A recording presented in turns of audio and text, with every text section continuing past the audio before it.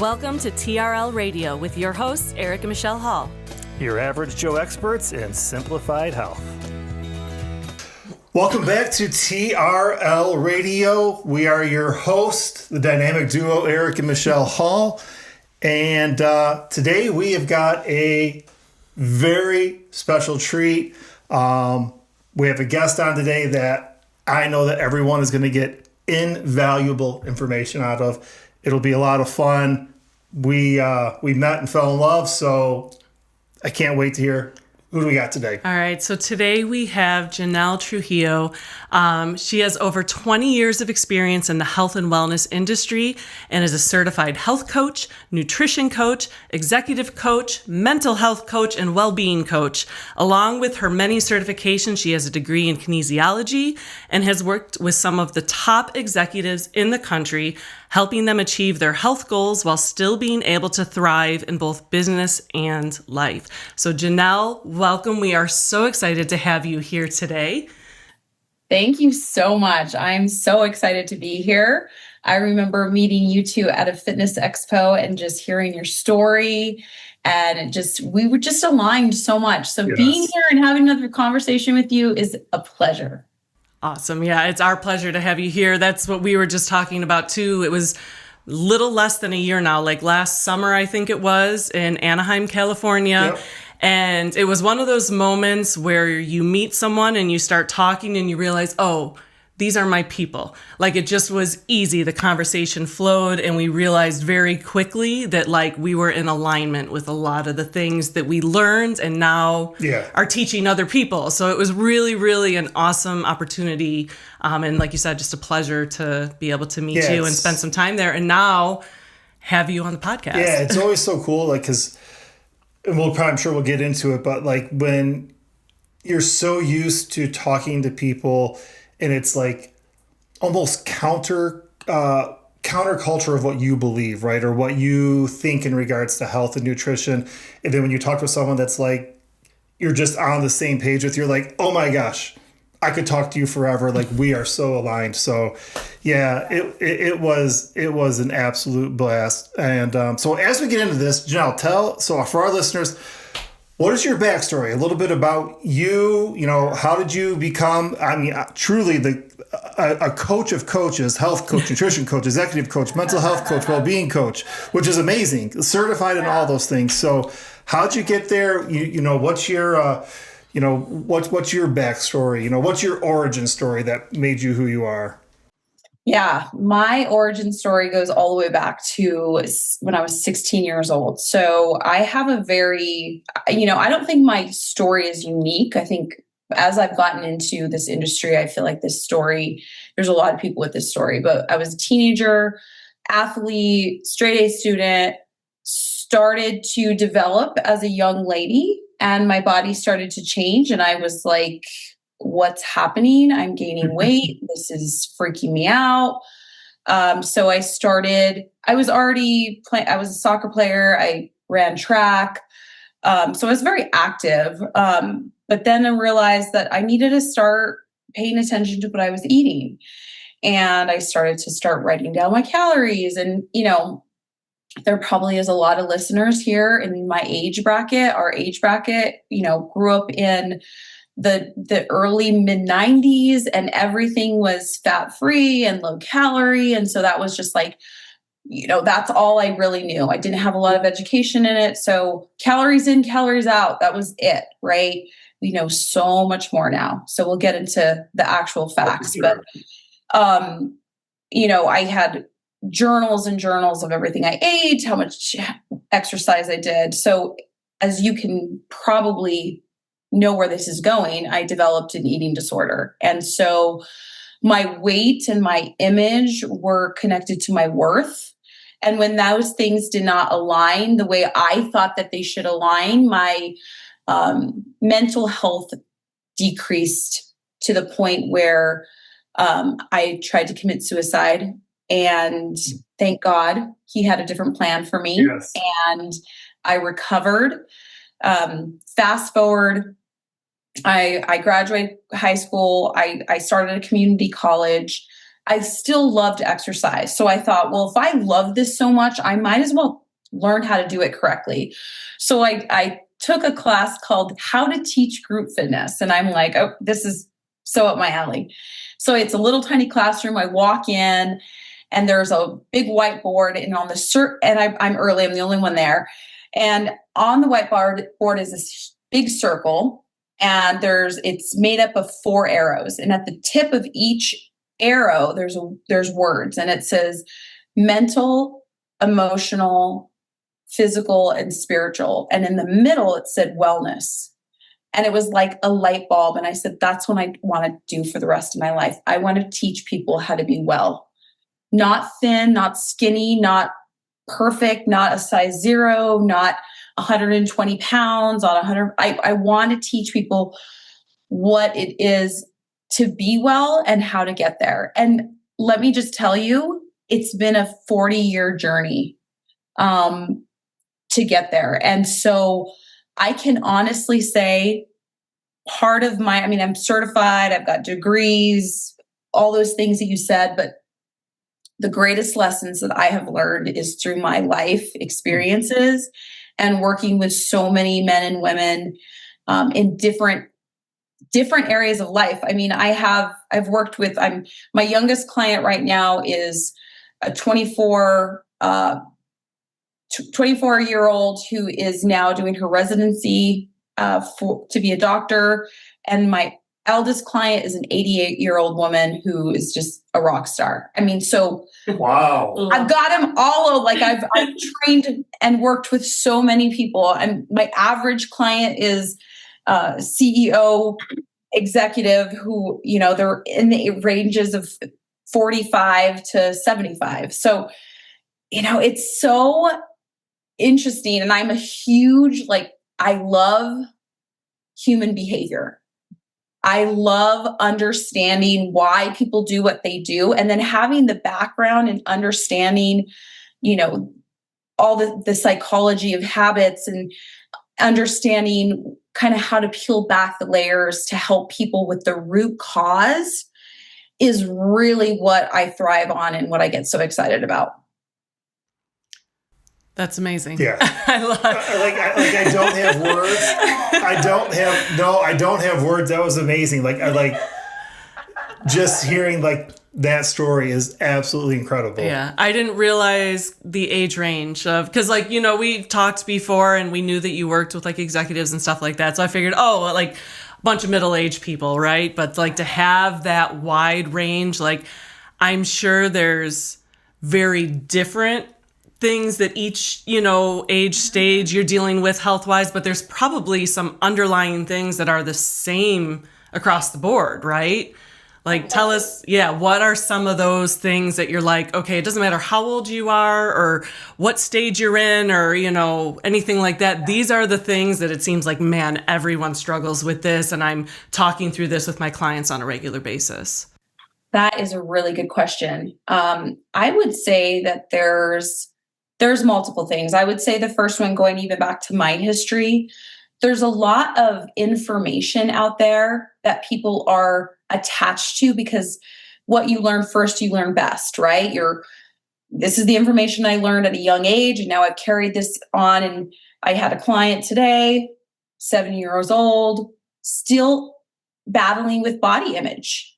The worth, if I eat good, then I am good. If I eat bad, then I am bad. And I think a lot of that is it's ingrained in us in a very young age, and we work through it. We're working through it. And then there's an incident in our lives and it comes back. So as a coach, it's really important for me to understand what it is that they're falling back to, right? What's the old system that has been, if we're talking about a computer, right? This is coded in. So it's a default. It's a default mindset. It's a default limiting belief.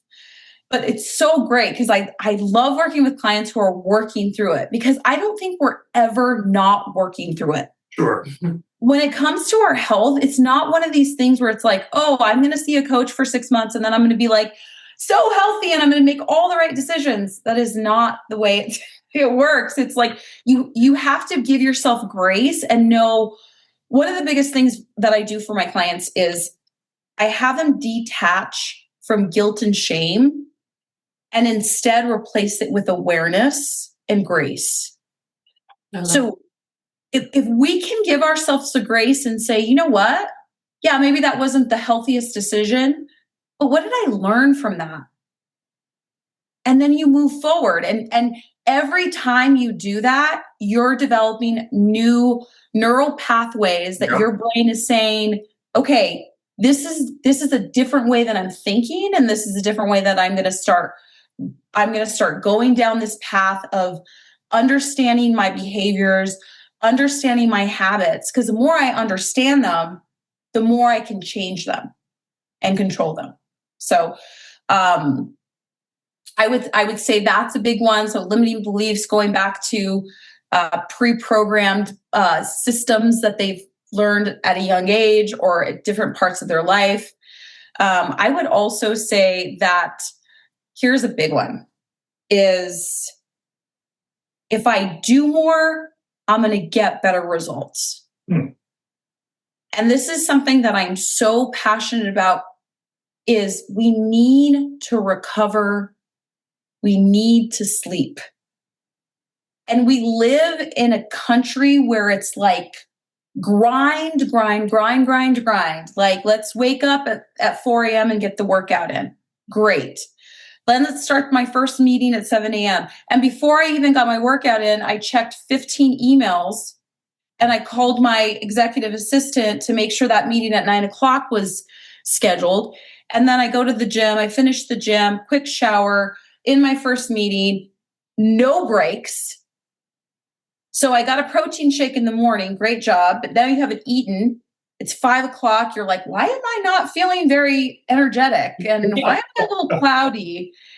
And then you get home, you're starving, right? You've got kids at home, so you eat their bags of fishes. You've got, you scoop up half the bag of potato chips, and then you're going to sit down for dinner. And then after you're like, why do I feel so sick? Right? I see this pattern all the time. And if we stripped it away, it's because the mindset is I should be doing more. And so that's really, really important for me to get my clients to understand that the recovery, like 15 minutes. For some of my clients, I actually work with their executive assistants. And I'm like, you need to block a 15-minute lunch break in for them. And this is what you're going to order for them. Otherwise, they're not going to eat because they just need that help. Right. I mean, it's so important to be able to even micro breaks. I have another client who does 2-minute micro breaks 3 times a day. She gets up, looks out her window, takes 3 deep breaths, says a positive affirmation, and goes back to work. And just in that 2 minutes, that's amazing. Like, it doesn't take long, but you need to take a break and breathe. You need to take a break and breathe. And it allows you to 2 things. One, you're celebrating the actions that you're taking. And that's another thing that I know a lot about my clients is they're very hard on themselves because they feel like they need to be doing more. They need their results need to be quicker, but they're not taking the time to celebrate the small wins. And the small wins are actually what make that serotonin and dopamine increase. And so you want to do more activities and therefore you'll get more wins. So it's a beautiful cycle of growth. And this is why I decided to go into executive coaching, because if you think about it, the stronger you are physically, mentally, emotionally, spiritually, the better your business is going to be overall, your family, your relationships, and so on. I have so many things I want to dive into. You're just so many amazing things I want to unpack so much more because I'm like, as you're talking, I'm like, oh my gosh. And here's the thing I love about all of this stuff.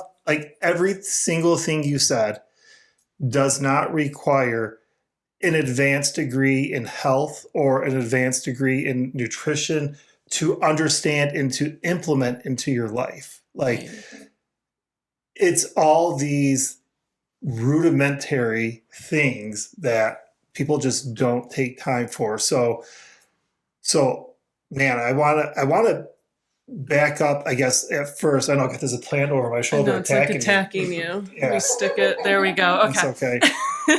Sorry. I don't know, I got this little tickle back over here. I can see that. I'm like, babe, keep it together. Can't keep my hands off. Sorry, guys. Just the plant. But so I want to circle back to one of the things you mentioned in regards to calories in, calories out, right? So this is I love that you talked about like this old programming, right? Because that mindset in and of itself, just by itself, is that some of that old programming that people just calories in, calories out, calories in, calories out. And there are multiple stories that I've read and that we've heard of that mindset leading to eating disorders and things like that, right? Because you end up, like you said, moralizing food, moralizing yourself. This food is bad. This food is good. I'm bad if I eat this. I'm good. What I love that you said is that when you really take time, and if you take whatever you do and you can learn from it, that wasn't the most healthy decision, but what can I learn from it? In that case, nothing's bad because you can always learn even in things that aren't the best, right? But can you talk to us a little bit more about the calories in, calories out, why that paradigm in and of itself just isn't always the healthiest mindset or the best way to go about being healthy? Sure. Well, I think one of the misconceptions is that it's easy math, right? It should make sense. I work with a lot of very smart people and engineers, and they're like, it's that easy, right? If I'm utilizing more fuel than I'm consuming, I should therefore be losing weight. Sure. Makes sense, right? The math. Reality, yes, exactly. But the reality is our body is very, very, it's complex. It's complex, but it's also, if you think about it, when you understand the way the system works, it's all about creating this calming, we call it the parasympathetic state, right? It's rest and digest.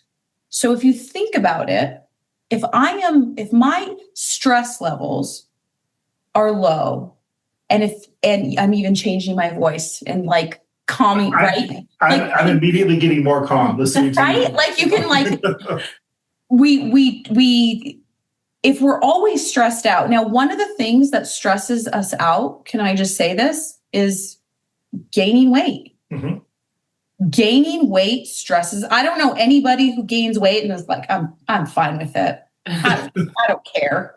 That's never the response when you gain weight. It's like, oh my gosh, I don't know what's happening. I'm getting so your response is, or the reaction. It's not even a reaction. Is I'm just going to eat less and exercise more.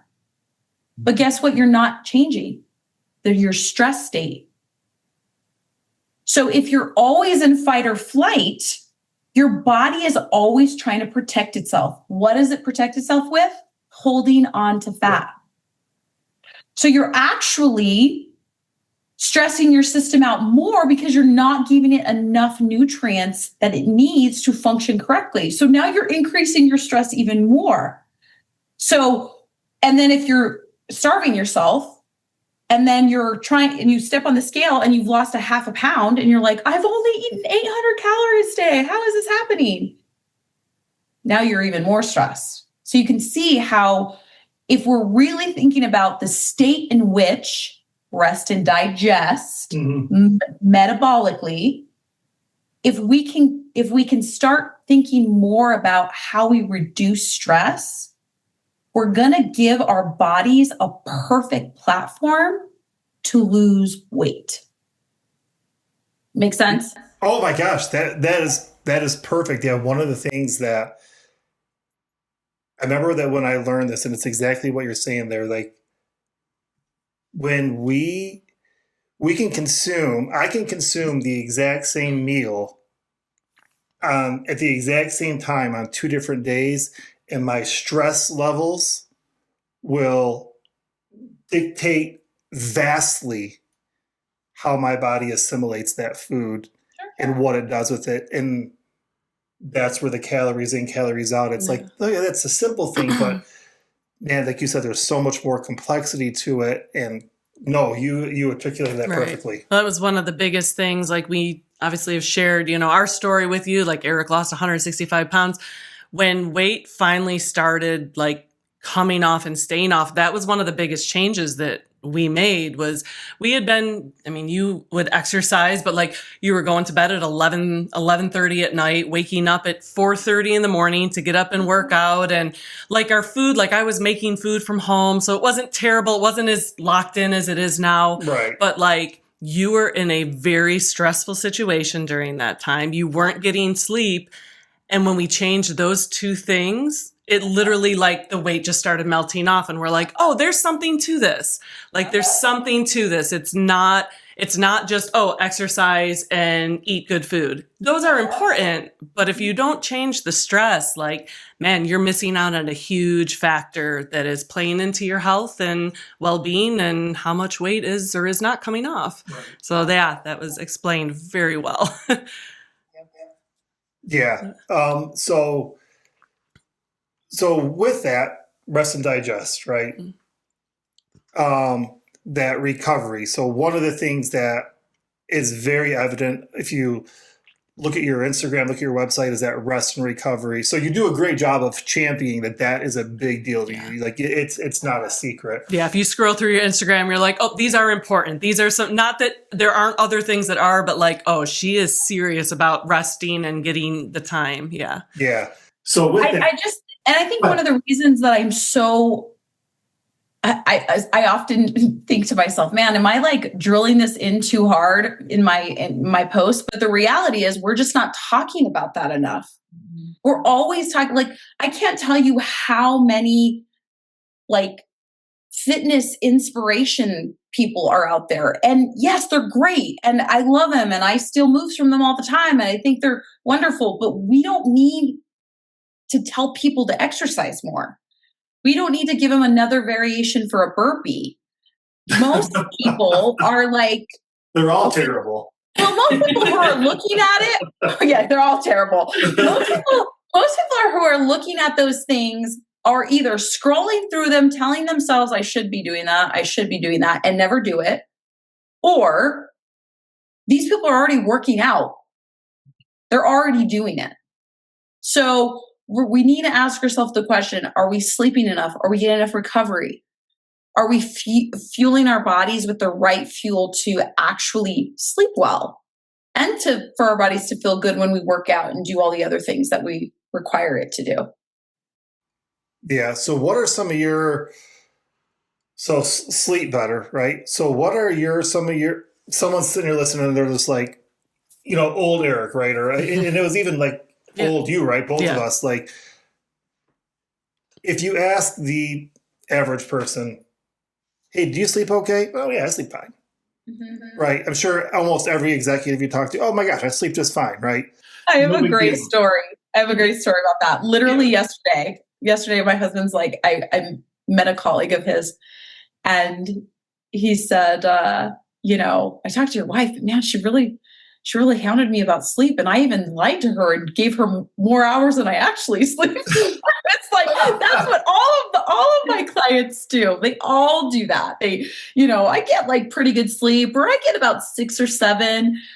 Yeah. I hear it all the time. Yeah. So with that, someone sitting here, explain, and I know that it's all very like health in and of itself, very individualistic. What works for one person might not work exactly perfect for someone else. There's building blocks that are pretty similar across the board. But with that understanding, what are ways you would tell people, or maybe you do tell people here's how you can improve not only the quantity of sleep you get, but the quality of sleep you get, and maybe some simple takeaways that people are missing on a regular basis? Oh, you just opened my favorite door. Okay. Here we go. Right. You ready? Right. Everyone listening. Everyone listening. Right now, whatever you're doing, stop. Pay attention right now. Grab a notebook. Are you ready?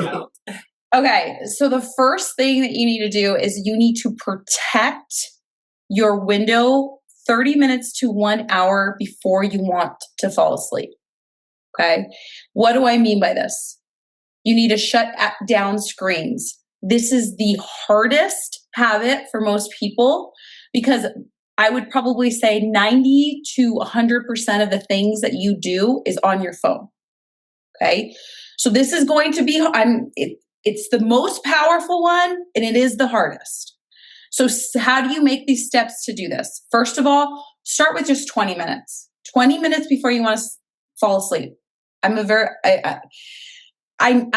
40, I'll be 44 in May, but I'm kind of like an 80-year-old or a 70-year-old or whoever goes to bed at 8:30, that's me. Okay. I go to bed at 8:30. So my window is 8 o'clock that I shut it down. Now, I'm going to be completely honest. Here's my it is very hard. This is the hardest habit for me. So what I have done, I don't beat myself up when I grab my phone. What can I do different?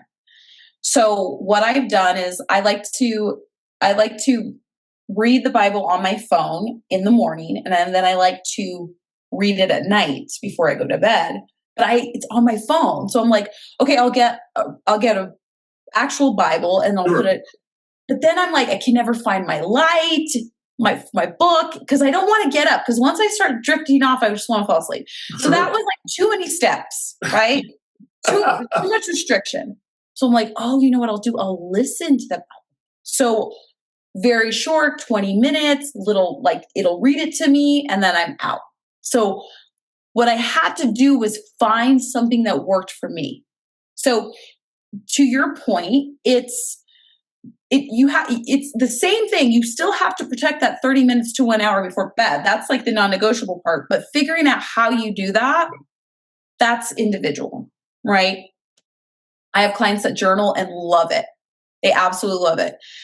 They do. I have some clients that do brain dumps, like what went well that day. What do they have to focus on tomorrow? They love that. So it really depends on what works for you to help kind of calm you down. I've also tried, I love stretching before I go to bed. My new thing that is I'm screaming this from the rooftops because I've never had better sleep in my entire life. Okay, so my husband and I just moved to this house about almost a year ago, and we had one of those, those 90s jet tubs that all houses have, right? Yeah, sure. Right? Yes. And that. No, I don't know anybody uses those tubs. By the way, I don't wanted that in the 90s. Oh my goodness! Yeah. So we never use it. So we're like, you know what? Let's replace it with the sauna. So we took it out and we remodeled our bathroom. We got a sauna in there, and I do 20 minutes of sauna, a quick shower, and right to bed. It is the greatest sleep I've ever had. So that's my new bedtime routine. Now, I'm not saying everybody has a sauna, so it's not like everybody could do that, but take it from me, it works. I mean, my husband feels the exact same way, best sleep ever. Well, maybe even instead of a sauna, maybe a warm bath. If someone has that, right? Put some salt in there. Totally, that could totally help. I could maybe another episode we can go through the modalities of all the benefits of sauna, but it's a great way to get into that rest and digest. Sure. As well.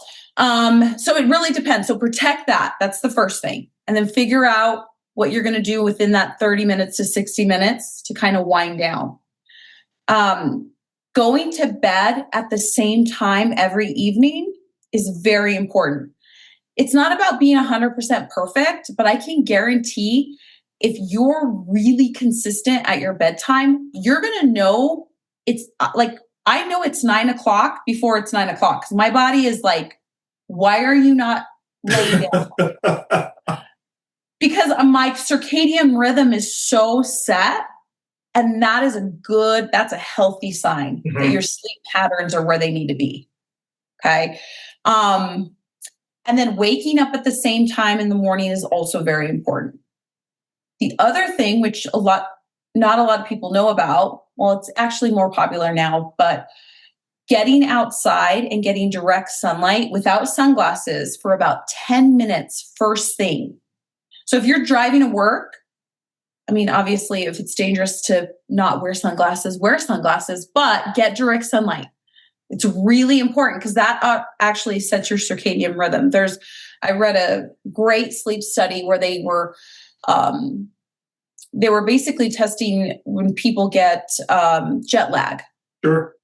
And what they found was people who got up and got direct sunlight for wherever time zone they were in, their jet lag decreased significantly because of that direct sunlight. So if you're someone who travels internationally, try to get that direct sunlight. It will definitely help. But that will also set your circadian rhythm. So your body is ready to rest and sleep. Let's see what else. I also highly recommend not eating heavy meal before you go to bed. So one of the habits that I constantly hear about, and I probably constantly hear about it in my own head, because this is like a habit that I'm constantly trying to like reel in, right? Is eating after dinner. So if you are eating at 6:30 and you're going to bed at 9, there's that long period. And sometimes you're in front of the TV and you're like, I feel like I need something sweet, or I feel like I need a snack. But if you're really honest, like, because one of the questions I have my clients ask themselves is, are you hungry, or is it something else you're eating for? I'm bored, I'm tired, whatever it might be. Sure. So most of the time at night, and you guys probably have experienced this, right? It's at night, you're like, I had a great dinner. I'm really not hungry, right. But I want something to eat, right? I want a sweet treat. Yes. So I say, I need a sweet treat. And that's the thing too. And I listen to the words, because this is what I realize is there's a lot of power in words. I need something sweet. Why do you need something sweet? You probably don't need something. You want something sweet, right? And so we make it this like, we're like, I have to have it kind of thing. But when we start to actually pause and say, do I really need that? No, I'm going to go to bed in an hour. I don't need that. And then why do you need it? Well, there's a couple of I know I shifted gears here, but. No, you're good. Good topic.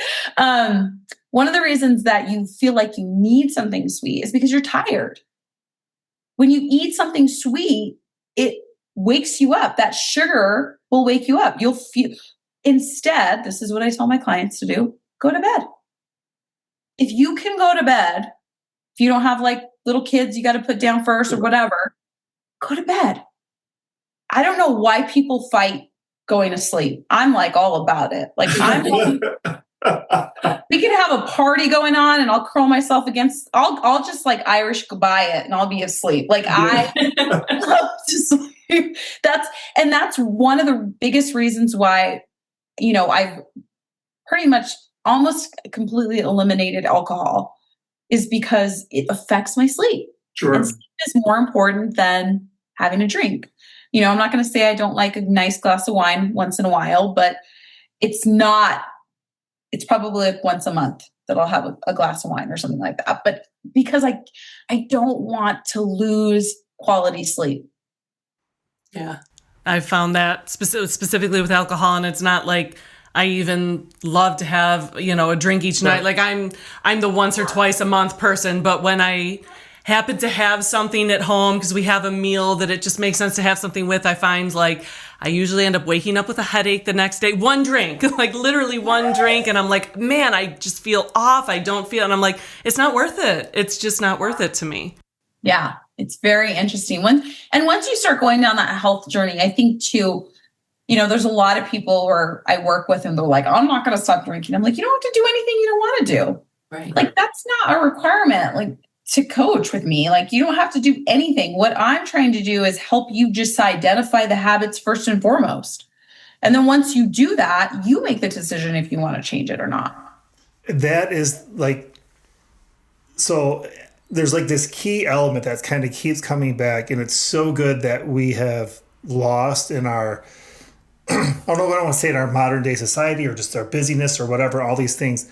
One of the things that we have to get just so much better at is just stopping and thinking, right? You know, you talked about like with the, you go all the way back to like, you know, you do something what you would think is bad for your health. Oh, I did this bad thing, so I'm a bad person. Well, just learn from it. Just stop and think, learn. Oh, why did I do that? Okay, that was triggered by this. You know, hey, I need the sweet treat or I need a drink or whatever. Okay, well, hey, just stop and think. Like, do you need that? Why are you actually hungry? Actually, you're right. I'm not. It's not. I mean, I had dinner 45 minutes ago. My body does not need more food. I'm good. But just that, if we can all give ourselves like that 30 seconds of just pausing and thinking through, why am I feeling this way? And then a lot of times we can like even connect it, especially when it comes down to food, is the association. Is like, you think about like Pavlov's dog, right? Mm-hmm. That every time the bell rang, the dog would start, salivating. Salivating. I'm like salivating, spitting. Yeah, but the dog would start, salivating because the bell was associated with food, right? So we've associated Netflix with food, with right? Snicky snacks. Sitting on the couch, which, is it bad to have a snack and watch Netflix? Of course not. But like we just made this association. So now every time you sit down, you're like Pavlov's dog and you're like, I'm hungry. And so what you're talking, we can break that. Yeah. And what you're actually talking about is the cue, which is the trigger, which makes up the first piece of a habit. Mm-hmm. So when people understand a habit, they have a better idea of saying, okay, what am I looking for so I can identify it? Because a habit is not a conscious choice. It's a reaction to a trigger, right? So the bell, now I want the food. I'm salivating already. And what is that? So then there's the craving. So as soon as the trigger happens, there's the craving. And then the craving makes you go for the habit, the treat. But then there's the reward. And the reward is what actually makes the habit stick. Right. So I saw this cute little video. It was like an animated video talking about dopamine. And it said that dopamine has always been associated with a happy hormone. But it actually is not necessarily a happy hormone. It's the hormone that makes you want to continue doing that same thing. So it locks in something that your brain says, ooh, I like this. Let's keep doing that. And that's exactly why that's how I got into habit coaching, is because it was during COVID. And in my naive mind, I thought, well, everyone has more time now. So everyone's going to be in the best shape of their life coming out of this because, we're quarantined. Right. And, most people know how to do a jumping jack and a push up. Like, everyone's going to do more activity. No, everyone was watching Netflix, drinking more, and Uber eating. Yeah. And I'm like, wait, what's happening? And I'm like, oh, I use exercise to reduce my stress. They use food, alcohol, and entertainment. Right? I'm not saying I don't use those things too, sure, but I could see a clear path of, I need to teach people how to understand how they're reducing stress through habits, and then give them the blueprint on how to actually change that to things that help them in the future and help them sustain healthy habits throughout their life. That is so good. Yeah. So you were talking about hormones and stuff. As a woman who is like in that perimenopause, super fun state of life now, I feel like hormones are like the hot topic for everyone that I'm right. And so I guess a question I would have then, obviously men and women both have hormones, right? So it's an issue for both, but like, I got hormones. I know, babe, I'm sorry. I'm so sorry. Yeah, my hormones are just, being a little bit more of jerks than yours are right now. I mean, so we had this conversation at dinner last night, and so we asked our daughters, I actually asked the question, who's meaner out of the two of us? And I fully expected them to say that I was the mean one. And they said, they're like, well, neither of you are really mean, but Dad is definitely the more dramatic one. And he was shocked by this. Yeah, well, this was... I'm just so even keeled. There's no drama here. He was like, wait, like it was like the first time he's ever heard this. And Maddie was like, our youngest... She's like, it's actually even funnier that you have no idea that you're dramatic. She's like, where do you think I get it? Like, when Mom's dramatic, she's over the top being ridiculous, like on purpose. Like, that's my drama. But his drama is like real, like... Well, we have some cats, and like, I can go from, oh, they're so cute, to like, oh my gosh, they're going to live outside the rest of their lives. I can't handle them anymore. And so... In a split second. Yeah. So yeah, that's what started it. Yeah. So... We know you have hormones too. So the question that I want to ask is like, as you work with, obviously you said you have many different age groups, but male versus female, have you noticed any huge differences that you have to work with your female clients with that you don't necessarily have to work with your male clients, or things that come up, with your male clients? Like, what are the biggest differences there, I guess? You know what? I'll be completely honest. Women they can open up more. They can be real and vulnerable, especially after you've built, some time with them. Men are like still traps to me. They're like, I got to like peel back layers every single call, right? It's like, all right, I know everything's fine, but is it like, what's going on? How are you? Like, there's a lot more questions to be asked. For a woman, I'm like, what's going on? They're like, let me tell you, girl, what's going on. Like, right. So I get a lot more information, which is great. But as far as hormones for men and women, it's so interesting. And I listen to a lot of podcasts and research about this. And I think it's just, the topic of testosterone is a big one. I mean, we're just seeing that women, we're never really looking at the full panel of hormones for women. We're only looking at 2 or 3, and we really need to look at the whole panel and say, where, right? Like, are you low in testosterone? There's so many women who are getting hormone replacement therapy, and they're like, oh my gosh, it's like I got my life back. I sleep now. My hot flashes are gone. I have more energy throughout the day. I'm not so crabby. So that's a big one that I'm seeing a lot with. But you know what? It's the same with men. Men's testosterone, we're not testing men early enough, I feel like, with their testosterone. We really need to start younger if we start to see the symptoms, lack of sleep, weight gain, all the things. We need to be checking those hormones because they do make a difference. And, it's unfortunate. The last about year and a half, I've been really... one of my programs is a 9-month longevity program, and I require blood work, at least 2 different panels of blood work when you're on that program. And, so many, they'll go to their doctors. In that program, I include it, but if anybody's not doing that program, I still ask them. I'm like, go to your doctor, get updated labs.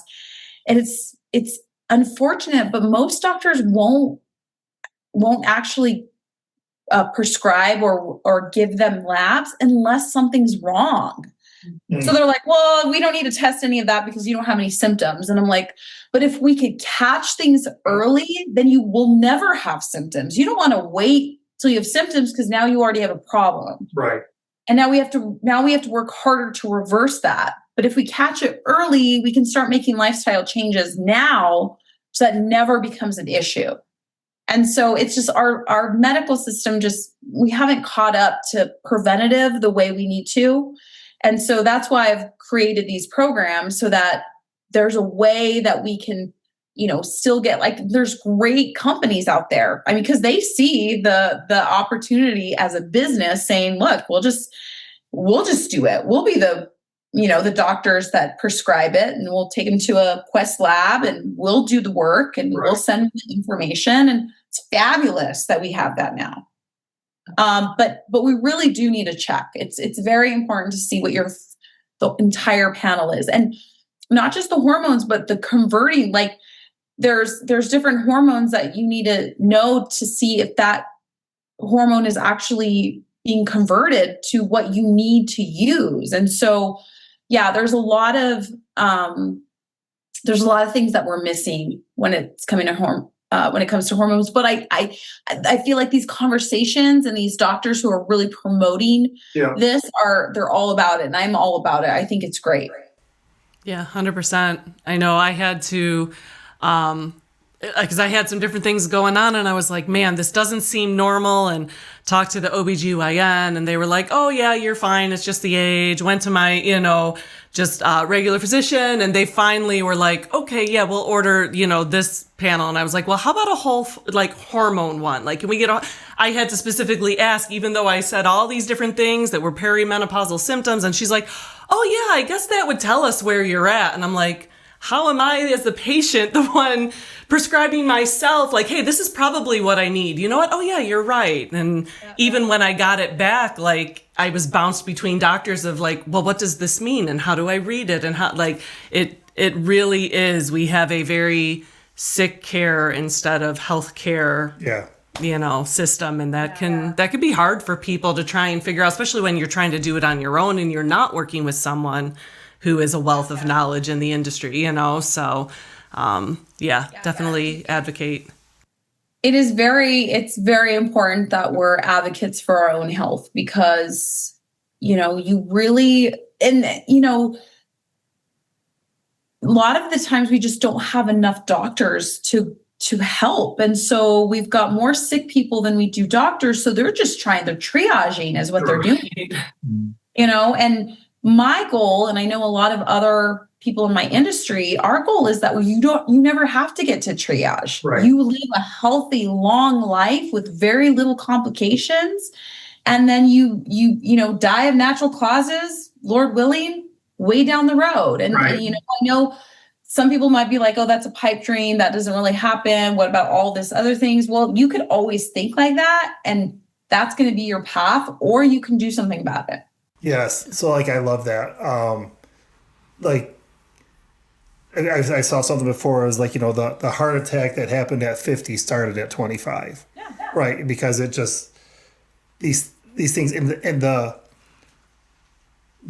normal, and by normal, I mean, the majority of people, the way health is viewed is really abnormal. It's not normal, right? The living long, fruitful years in a life is a possibility, not just for the elite athletes, not just for it's for everybody, right? For everybody should have that option to live a healthy life. And I think so much of it is just, it's programmed. We're programmed to, that's, I drink a Coke every day, and my parents, my aunt drank a Coke every day and smoked a pack of cigarettes, and she lived till she was 90. Well, that's not most people, right? So if we're really trying to think of like what we can do, and all the research that's out there on living long and the longevity game, there's so much information. And I think that's really like the exciting part. If we want a greater percentage of living like that, then we just got to do a little bit of research or listen to podcasts like this, right, and, get that information. But here's the most important thing. You have to be able to apply it. And this is why, going from a trainer to a coach, a trainer tells you what to do and how to do it.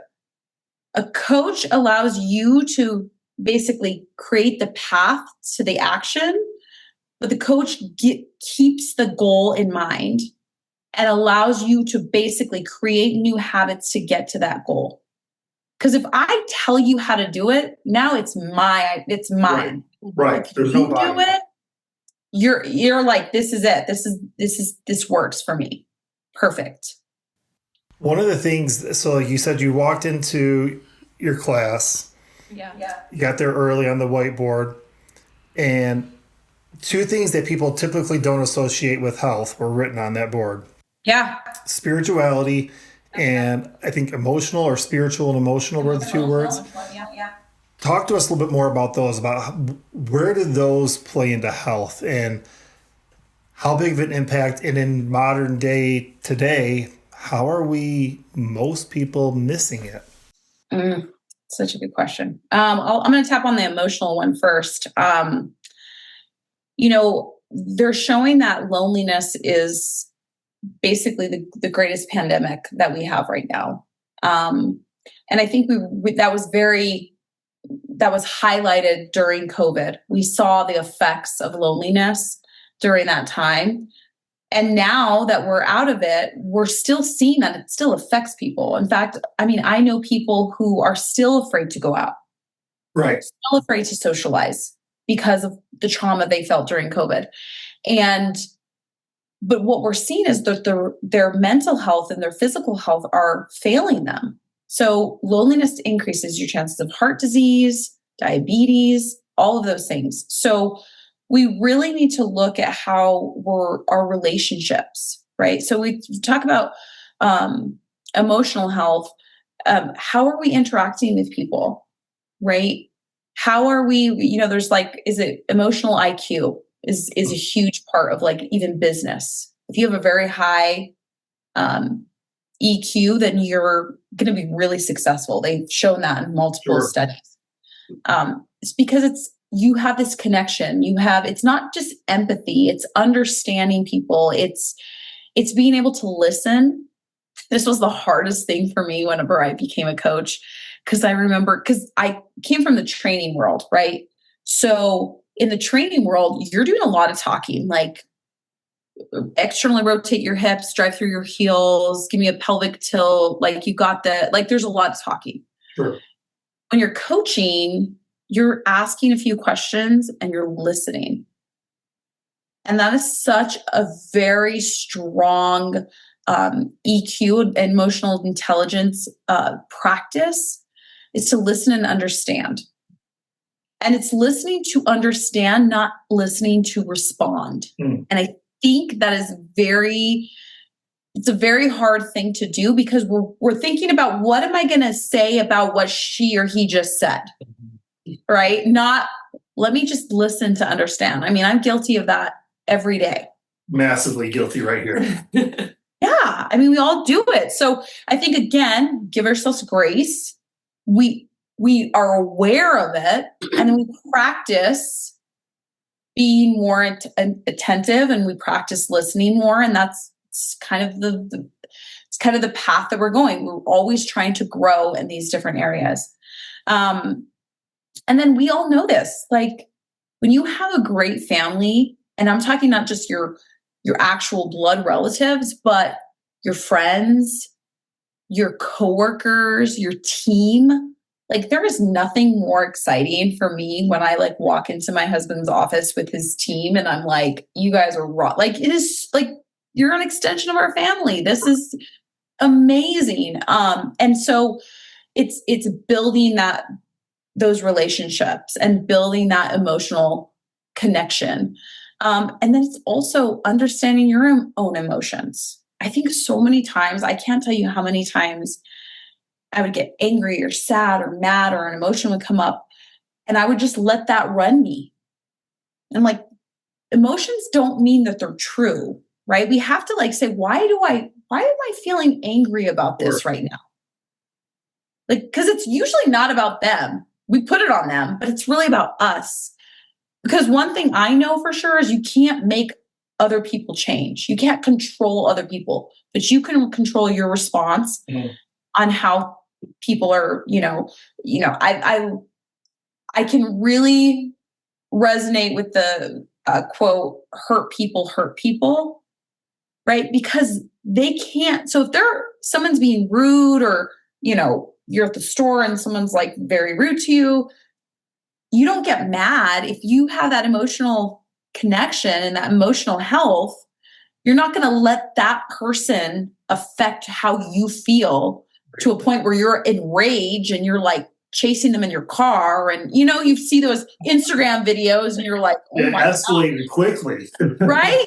Like all the things that can happen if you don't have that emotional health. So emotional health is so important because if you're not letting other people's, let's say, negative vibes affect you and you could just let them go, you're not going to carry that.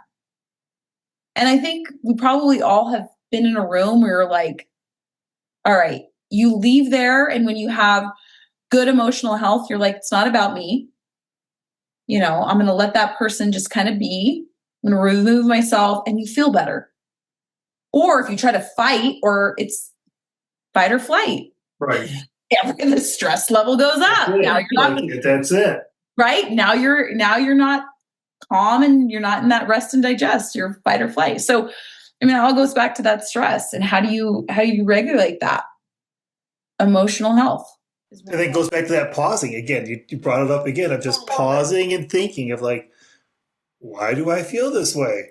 Right. Why am I flipping out right now? Why do I want to flip out right now? Is it actually this or is it something different? And, yeah. I call that, when I coach, I call that minding the gap. So there's a gap between what you feel and what you do, or what you think and what you do. Anything that's internal, just extend that time a little bit. Take 2 or 3 breaths. Ask yourself the question, why? There's lots of ways that you can just increase that time. And it is so powerful. That is like so, so powerful. You don't judge. You don't get mad at yourself for feeling different ways. You just give yourself the grace and the question, why am I feeling this way? Yeah. The spiritual part. So this one's very personal to me. I'm a Christian and I, going through deep depression, almost losing my life. My spiritual journey from then till now has significantly grown. And I can tell you there's a verse that says, take every thought captive to the obedience of Christ, right? And that verse is very personal to me because I've practiced it. And I know that when I do take anxious thoughts or worries or destructive thoughts about myself, and I capture it and I make it to the obedience of Christ and who Christ tells me I am, right? I'm his daughter. I'm a daughter of a king. I am blessed. I am loved. I am like adored. I was created for a purpose. All of these things, I'm like, okay, like that thought about myself means nothing because that's not true, right? And so the spiritual part of it for me has been like the foundation of really letting go of the expectations this world has of what I'm supposed to look like and the weight I'm supposed to be at and the image and all the things, and really put it down to who God created me to be. And that, he doesn't make any mistakes and he's really truly loves me. And that gives me a confidence and gives me a purpose and allows me to really not worry as much. And so anytime you worry less and you have less stress in your life, you're healthier. Yeah. So, absolutely. And we have, we lead a young adults group on a weekly basis through our church. And we literally just were talking about like, okay, what are some of the lies that we believe about ourselves? What beliefs do we tell ourselves? What stories do we tell ourselves about ourselves that aren't actually true? And what does God actually believe about us? And what does he say we are? And so that you say that, we're like, man, we literally were just talking about this and how important it is to change your mindset, because if you stay stuck in that, that's where that depression sets in and your spiritual health just goes right down the tubes, like, and everything else can go with it. So yeah, that's amazing. Like to hear that that's your story as well. And, just to see that what that change in and of itself can have on your health. And we have that disconnect, I think, sometimes that we think, oh, spiritual, physical, totally different things. And it's like, no, like the spiritual, the physical, the emotional, the mental, like they all work together. And if one of them is off, everything else is going to be affected. Yep. 100%. And that's why the word wellness resonates so much with me, is because we're not looking at just one thing. We're looking at the entire body. And I remember early on in my studies just being so confused by that. I'm like, why do we keep separating the mental health and the physical health when I don't chop my head off and like think that my body is going to do the rest. Like Right. We're all connected, right? So why aren't we talking about this as a holistic thing, right? And so, and that's truly the basis of my programs, is letting people understand that their health is connected to their success in their work that they do. I mean, if you are climbing up the ladder, I can tell you right now, you are going to be so busy, and you're going to have more balls in the air, and you're going to have emails and text messages and all the things. And it doesn't mean that they're not going to exist because you're healthy. You're just able to manage it in a way that allows you to still stay intact, right? So your family, you're still there for your family. You're still there for your spouse. You're still there for your coworkers, and you're still there to be able to be who you need to be in that moment and in the future. And that's why I think holistic coaches like yourself and us, like we've done some coaching, but are so critical and so needed today, because all the professions become so siloed. You have your doctor, God bless them, doing the best, right? But they don't really ever address the spiritual. And you might have a pastor or a counselor or a church that doesn't address the physical, right? And those two things are connected. Like, in order to be your best spiritually, you need to be your best physically, and vice versa. Like you said, you can't silo that. So coaches like yourself that bring these different elements of like the physical, the spiritual, the emotional, like and bring them together. When you take any away, it's almost like, from a table, you have a 4-legged table, you pull one of the legs out, it's going to fall right down, right? It's not going to be the best table that it can be, right? And so what the work you're doing is amazing. And I'm sure you can speak to the executives and the companies that they're running that are better, their families are better for the work you're doing. Yeah, it is. It's amazing just to see the over-compassing results in their business, but also, like you mentioned, in their family, their relationships. I have some clients who are building stronger relationships with their elderly parents that they had, their kids.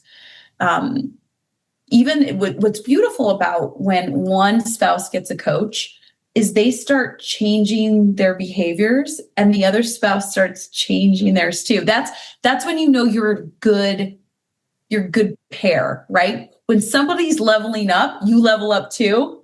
That's like such a great sign of a good relationship, right? If you're leveling up and that spouse is like, what's happening here? That's like, I'm like, right. We need to get both coaches. But most of the clients that I have, they're so growth minded. Their spouses are so growth minded. So I work with one and the other one's going right up with them. And that's such a beautiful thing to see. 100%. That's amazing. Yeah. I feel like we could probably talk to you for hours and hours and hours. 100%, so yeah. We 100% will have to have you back on the podcast if you're willing, if we haven't scared you away so far. But no, this has been amazing. And yes, like I said, I feel like, there are so many more things we could get into and want to get into. We have questions written down here that we didn't even look at because we were just talking and I'm like, oh my gosh, let's ask about this. Oh my gosh, let's talk about this. So yeah. So yeah, awesome. We will definitely have to have you again. Yeah. Like I said, if you're willing, we'd love to have you. But before we wrap up, unfortunately, we have to wrap up at some point, I suppose. We always ask 2 questions. And the first being, what is a rudimentary ritual? And it's just something that in the health and wellness world, something that is a non-negotiable for you, something you do. It doesn't necessarily have to be daily or even weekly. Maybe it's a quarterly thing you do, but you're like, this is something I do like religiously because I know it's what's best for my health and, you know, your personal well-being. So is there a rudimentary ritual that you would share with us? I have so many. You have to remember I've been developing habits for myself for, you know, at least 25 years. But the one that really has changed a lot for me is, so I call myself a recovering worst scenario thinker, right? Like I can go down rabbit holes and Sure. My mindset can be garbage. And so one of the things that has really helped me is starting my day anchored in basically what I do. This is what I do. I put my feet on the floor and I say a very short prayer. I said, Lord, go behind me and protect me. Go ahead of me and set the path, and stand behind me or stand beside me and guide me. And so I feel protected through my entire body, and then I'm ready to get the day started. So that is, it's literally a 5-second habit. It's amazing. The shortest habit I have. I have lots of long ones. Okay. But that's the shortest and possibly the most powerful one that I have. And I notice when I don't do it, like it's that, like it's that anchoring for me that if I'm off a day or two, then I definitely feel not as anchored and not as steady in my day. I love that. Yeah. Love it. Like that's amazing. The other question we always have is recipe. So we're foodies. We love food. Food. And so share with us a favorite recipe of yours. So I'm going to share with you, this is what I have almost every morning. It is, I call it like a breakfast burrito bowl. So I'm starting to like right. Yes, give me some. So I'm Hispanic, so everything has red or green chili on it. So I'm just going to put that. You can put that on or not. But that's on almost every single one of my meals. But so basically, it's a bowl, and if you want veggies in there, you can put like spinach, or if you have some cooked veggies, it's a great base. And then I put some kind of protein. So Costco has these. I'm not like working for Costco, but they have these little steak bites and chicken bites that are already cut up. Again, my clients are very busy. They don't have time to do a lot of cooking, and I'm very busy too. So they're already pre-made and already pre-measured, and it's 20 grams of protein. So I throw one of those in there. So I have vegetables, protein. And then if I've had a really heavy lift, I'll put a little jasmine rice, red or green chili, and 1 to 2 over easy eggs on top. Yeah. That sounds amazing. It's so good. So good. So, and then if you're, we want to put some black beans or pinto beans and jazz it up, you can do that too. But yeah, that's one of my favorites. And we will 100% be making that. Yeah, so you can make it for dinner too. I make it for dinner all the time. When I say we make it, Michelle will make it. I will eat it. Well, not me, but we'll all eat it. He's my kitchen helper. He stands there and keeps me company and cleans the dishes, and that's all. Hey, and usually I love conversation. A good cleaner. Yeah, I love a right. We'll put it on. Obviously, like we'll have you send us the instructions for whatever, and then we'll put it on our website, and we'll link your website to it, and saying, "Hey, we'll call it Janelle's Breakfast Burrito Bowl." So. No, that sounds amazing, though. We love a good bowl. Anything you can throw everything in a bowl and eat it up, yum. Yes, that sounds amazing. So, Janelle, for anyone who wants to get more into your world, wants to know more about who you are, learn more about you, where's the best places to follow you, to kind of dive into who you are? Yeah. So if you're an executive and you're listening and you're thinking, this could be something great for me or my team, I have a website called, to get to the website, it's EHH Coaching, Executive Health Habit Coaching. So ehhcoaching.com. Okay. You can find me on Instagram at Janelle Health. And then LinkedIn, I do Janelle Trujillo. So if you look up Executive Health Habit Coaching, though, you should probably see all of my information pop up. Perfect. And we'll make sure we have that all linked in our notes on the Yep. podcast as well. So Yep, people yeah. can find you nice and easily. Awesome. Well, Janelle, like we can't thank you enough. We'll definitely do this again. Everyone, I mean, we really hope that you enjoy the show today. Hope you got to learn a ton. There were so many, so practical nuggets and tips that were given today that you could just slowly build. There was probably at least 15 tips given today. If not, don't take them all. Find one or two, take it, put it into practice, and then come back and listen again and find the next one or two and add them in. Don't overwhelm yourself all. But this was amazing. Hope you enjoy, guys. We have a ton more coming. Yeah, a ton more coming. So tune in, share this if you found value in this, and we truly hope you did. Yes. Share it out. This is the message we're trying to get out there, and the best way we can do that is to have our listeners share. So share it with someone who you know could use it.